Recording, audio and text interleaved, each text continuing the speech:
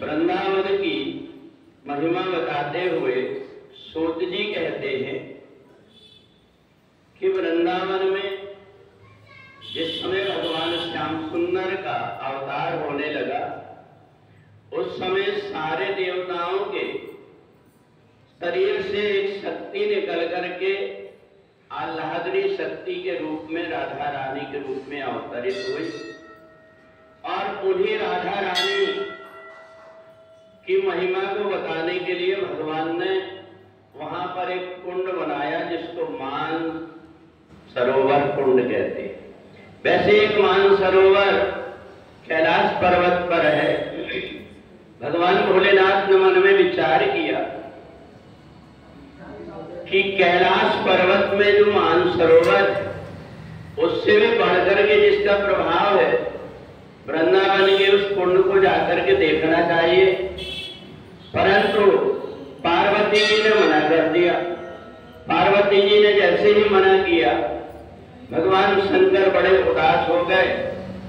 उनको बड़ा दुखी देख करके भगवान श्याम सुंदर पहुंच गए और भगवान श्याम सुंदर से भगवान भोलेनाथ ने कहा कि मैं मान सरोवर देखना चाहता हूं, परंतु पार्वती ने मना कर दी कि सब वहां पर गोपियां जाकर के स्नान करती हैं, इसलिए वहां पर पुरुष वर्ग का जाना मना है।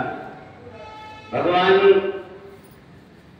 तो बड़े दयालु है, उन्होंने देखा भगवान भोलेनाथ के मन में इच्छा है, उन्होंने कहा एक काम करना, आप ऐसा करना कि अपना मुंह ढाक करके चले जाना और जाकर के वहां पर डुबकी लगा करके आ जाना। मुंह ढाके रहना, तुम्हें कोई पहचान नहीं पाएगा। भगवान भोलेनाथ जैसे ही पार्वती जी चले गए, अपना एक बाघम्बा लेकर के मुंह ढाक करके चले गए।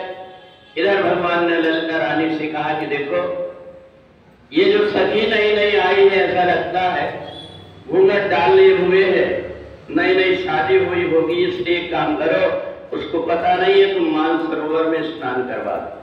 मान सरोवर में जैसे ही स्नान किए भोलेनाथ ने, और जैसे ही स्नान करके बाहर आए तो अपने आप पूरा शरीर गोपी का बन गया।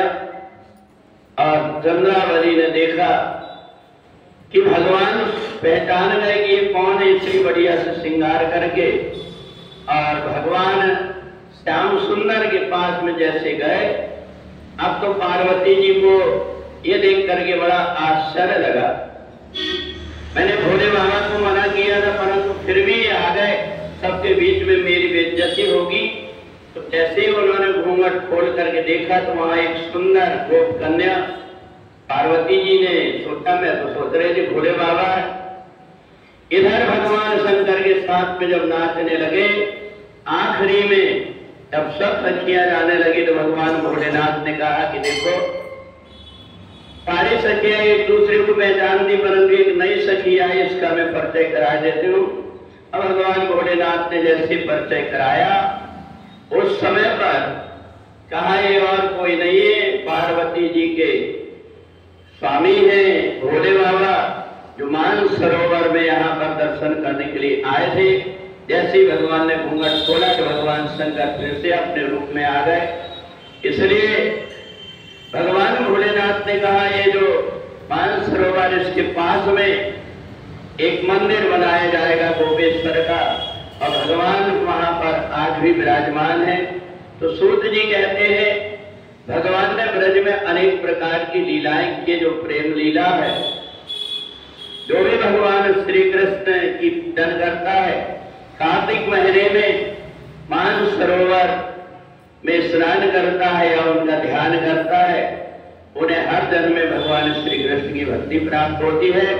इसलिए कार्तिक के महीने में वहां जाकर के सारी गोपियां उस मान सरोवर में, कहते हैं एक बार राधा जी को अभिमान हो गया था, उनको मनाने के लिए भगवान पहुंचे, इसलिए भी उस सरोवर का नाम मान सरोवर रखा गया है। इसलिए जो भी कार्तिक के महीने में वहां दर्शन करता है और स्नान करता है, वह हमेशा भगवान श्री कृष्ण के धाम में वास करता है। उदय सच्चिदानंद भगवान